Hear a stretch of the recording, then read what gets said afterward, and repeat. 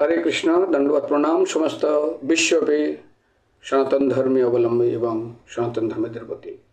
এখন শুনবেন সনাতন ধর্ম হলো সবচেয়ে পুরাতন, তবে কেন ধীরে ধীরে সনাতন ধর্মের অবনতি, তার কারণ কি?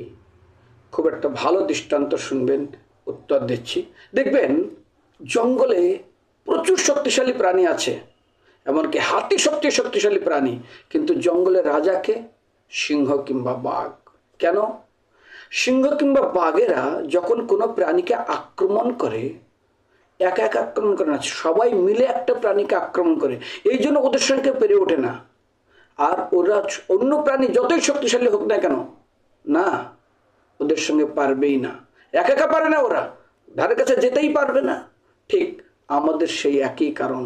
আজ সনাতন ধর্মের সবাই যদি আমরা একসাথে মিলে বাঘ কিংবা সিংহের মতো সমষ্টিগতভাবে চেষ্টা করি সনাতন ধর্মকে উন্নতি করার জন্য, কেন হবে না? কিন্তু দুঃখের বিষয়, কোন একজন মহান ব্যক্তি বলেছিলেন সনাতন ধর্ম খুব পুরানো, খুব অত্যন্ত পুরানো, সর্বশ্রেষ্ঠ ধর্ম। কিন্তু দেখুন, লোহা যতই ভালো হোক, যদি রৌদ্র জলে পড়ে থাকে, ধীরে ধীরে জং ধরে ধরে একদিন ধুলায় পরিণত হয়ে যায়, লোহার চিহ্নই থাকে না। রাস্তায় যারা চলাচল করে, সেই রাস্তা সবসময় যেন ঠিক থাকে, কিন্তু যে রাস্তায় কেউ চলাচল করে না, বর্ষার সময় ঘাস হয়ে একদিন রাস্তাটা চিরতরে মিটে যায়। আমরা কয়েকজন ধর্মের অনুশাসন মেনে চলি? কয়েকজন আমরা মুখে মুখে বলি? চৈতন্য মহাপ্রভু বলছেন বেদ নিষিদ্ধ কর্ম করে ধর্ম নাহি গণে। আমরা বেদকে মানি মুখে মুখে, কিন্তু তার কর্ম করি না। আমার মনে আছে ছোটবেলায় আমি শিখেছিলাম জীবহত্যা মহাপাপ, অহিংসা পরম ধর্ম, এটা ছোটবেলাতে আমাদের শেখানো হয়েছিল। জীবে প্রেম করে যেই জন, সেই জন সে বিশেশ্বর। কয়জন মানি, মুখে খুব বড় বড় কথা বলি, কিন্তু দেখুন অন্য ধর্মে যদি লেখা থাকে এটা গুনাহ, এটা পাপ, তারা মরে গেলেও করবে না। আর আমাদের পাপ পুণ্যের ভয় হিন্দুদের নেই। কোনটা পাপ কোনটা পুণ্য সেটি জ্ঞানই নেই, কারণ এরা তো পড়ে না কোনো শাস্ত্র গ্রন্থ, কোথায় কি লেখা আছে। আইন যেমন না পড়লেও, আপনি যাচ্ছেন রাস্তা দিয়ে, লেখা আছে ওয়ান ওয়ে, আপনি বাইচান্স না দেখে ঢুকে গেছেন, আপনাকে ফাইন দিতে হয়। বিদেশে তো ফাইন চলে আসে বাড়িতে। ভুল করেন, জানেন না, না জানেন, আপনার দণ্ড পেতে। কারণ আগুন জেনে হাত দেন, না জেনে হাত তো পড়ো, কারেন্ট বুঝতে পারেন হাত তো দিবে। সব জায়গায় যদি আইন কাজ করে, এর জন্য কি আইন কাজ করবে না? এর জন্য আইন কাজ করবে।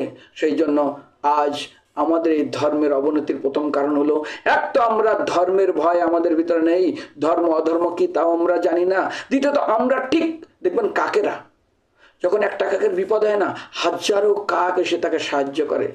আর যখন কুকুর একটা রাস্তা দিয়ে যাচ্ছে, 10টা কুকুর এসে তার পিছনে পড়ে যায়। কাকড়া বলে একটা প্রাণী আছে, ও কোনো মুখ ঢাকা থাকে না। যখন কাকড়া কোনো প্রাণী, যখন সে কাকড়া উপরে উঠতে চায়, তখন 10টা কাকড়া তাকে ঠ্যাং ধরে নিচে টেনে নিয়ে আসে। আজ আমাদের সেই একই ঘটনা। আমাদের নেচারটা কার মতন হয়েছে? বাঘের মতো, সিংহের মতন না, সমষ্টিগত না, ঠিক কুকুরের মতন। কেউ যদি উপরে 10টা গিয়ে তার পিছনে পড়ে যায়, কাকড়ার মতন, তাহলে কি করে অবনতি হবে? কিভাবে আমরা লোহা দেন পড়ে থাকলে জং ধরে যায়, রাস্তা যেমন চলাচল না করলে যেমন রাস্তা চিরতরে মিটে যায়, চেনাই যায় না। কয়েকজন পালন করি ধর্মের অনুশাসন। সরি, কিছু মনে করবেন না। আজ আমাদের ভারতের একটা উজ্জ্বল দৃষ্টান্ত আমি দিচ্ছি। আমাদের ভবিষ্যৎ সরকার জড়বিজ্ঞানের উন্নতির নিমিত্তে কত চেষ্টা করছে। জড়বিজ্ঞান কোথা থেকে কোথায় পৌঁছে গেছে, কিন্তু মানুষের মনোবিজ্ঞান, তাদের চারিত্রের, তাদের মানসিকতার, তাদের উদারতার কোনো চেষ্টা কি সরকার করে দিয়েছে? আজ স্কুল কলেজে বড় বড় সার্টিফিকেট পাচ্ছে, বড় বড় কিছু, কিন্তু নৈতিক চরিত্র গঠনের জন্য তাদের কোথায় যাচ্ছে? আজ দেখুন কত মাস্টার তারা রাস্তায় ধর্ণা দিচ্ছে, কিভাবে তারা চাকরি পেয়েছে, তাদের কতটুকু বিচার করা হয়েছে। তো সেই জন্য বর্তমান স্কুলকার ছাত্র শিক্ষা গ্রহণ করিতেছে বটে, MA BA বিভিন্ন বড় বড় সার্টিফিকেট পাচ্ছে বটে, মিলছে বটে, কিন্তু নৈতিক চরিত্রের কতটুকু লক্ষিত করতে পারছেন? সেই জন্য মাফ করবেন যে আজ আমাদের যদি অঙ্কের গোড়ায় গলত থাকে, হাজারো চেষ্টা করে লাস্টে উত্তর পাওয়া যাবে না। ঠিক আজ আমাদের সনাতন ধর্মের কতজন আমরা যথার্থ ধর্মের অনুশাসন মেনে চলি? বাইরে বৃক্ষ ফলেন পরিচয়, গাছের পরিচয়, গাছ না দিয়ে ফল দেবে, আপনার ব্যবহারই আপনার পরিচয়। মনে রাখবেন। দেখুন, দিকে দিকে মঠ মন্দির প্রতিষ্ঠার পূর্বে আপনাদের প্রকৃত মানুষ তৈরির কারখানা কি একটাও তৈরি করেছেন, খুলছেন? বা ব্যবস্থা করছেন, নতুবা দেশের শান্তি এবং মৈত্রী কখনো স্থাপিত হয় না। প্রকৃত মানবতা অর্জন করতে হলে আমাদের ন্যায় এবং নীতিকে অবশ্যই গ্রহণ করতে হবে। বড় বড় কারখানা, বড় বড় স্কুল, বড় কলেজ করছেন, কিন্তু ন্যায় নীতি, মানসিক চরিত্র গঠনের জন্য কিছুই কি তৈরি করছেন আমাদের সমাজ? হরে কৃষ্ণ। সরি, খুব মন দিয়ে শ্রবণ করবেন। বর্তমান যুগে স্বাধীন ভারতে প্রায় সর্বত্রই নানা ধর্ম, নানা বর্ণের ধ্বজা উড়িতেছে। বিভিন্ন সম্প্রদায়, বিভিন্ন ভাবধারা ধর্ম প্রচারে মনোনিবেশ করিতেছেন। আর যিনি যে ধর্ম অবলম্বী, তিনি সেই ধর্মমতকে বড় বলিয়া সমাজের সামনে তুলিয়া ধরিতেছেন। কি করিয়া দলের সংখ্যা, জনগণের সংখ্যা বৃদ্ধি করিয়া বর্তমান মানব সমাজে সুপ্রতিষ্ঠিত হওয়া যায়, ইহাই ধর্ম প্রচারকগণের প্রধান উদ্দেশ্য হইয়াছেন। আর সাধারণ মানুষ বিভ্রান্ত হইয়া বিচার বুদ্ধি পরিত্যাগ করিয়া যে দলে জনসংখ্যা অধিক, সেই দলে যোগদান করিয়া তাদের সুরে সুর মিলাইয়া সেই মতের গুণগান করিতেছেন।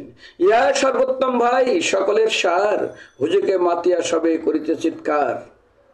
ইহা সর্বোত্তম ভাই, সকলের সার, হুজুকে মাতিয়া সবে করিছে চিৎকার। যাহা ইচ্ছা তাই করিবেন, শুধু একটি বারের জন্য হাতে ধরে অনুরোধ করিতেছি, একটু অপেক্ষা করিয়া শান্ত মনে স্থির চিত্তে ধৈর্য ধারণ করিয়া মনে রাখিবেন এই কথাগুলো। আজ আমাদের উদ্দেশ্য কোথায় চলছে? আমার ধর্ম বড়, আমার পদ বড়, আমার দলে এত লোক আছে, সুপ্রতিষ্ঠা কেনার জন্য। কারণ ধর্ম কেন? কনক কামিনী লাভ পূজা আশা, চাহে মোর চিত্ত আরো প্রতিষ্ঠা। আমাদের ধর্ম উদ্দেশ্য কি? কনক কামিনী লাভ পূজা প্রতিষ্ঠা পাওয়ার জন্য। আরে তাহলে তো মহাপ্রভু বলতো না, নধনং ন জনং ন সুন্দরিতং কবিতাং বা জগদীশ কামায়ে? আজ সাধুরা তাহলে ভগবানের কাছে প্রার্থনা করতো না? কি বলতো?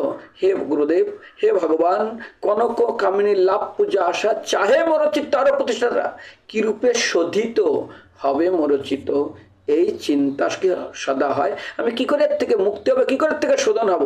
কিন্তু উল্টা, যে চাকু ডাক্তারের হাতে দিলে জীবন দান করবে অপারেশন করে, সেই চাকু যদি ডাকুর হাতে পড়ে জীবন সমাপ্ত করে দেবে। সেই জন্য আচার করে কেহ না করে প্রচার, প্রচার করে কেহ না করে আচার, আচার প্রচার দুই কার্য, জগতের গুরু সেই জগতের রাজ্য। এটাই শ্রীমান মহাপ্রভুর শিক্ষা। হরে কৃষ্ণ।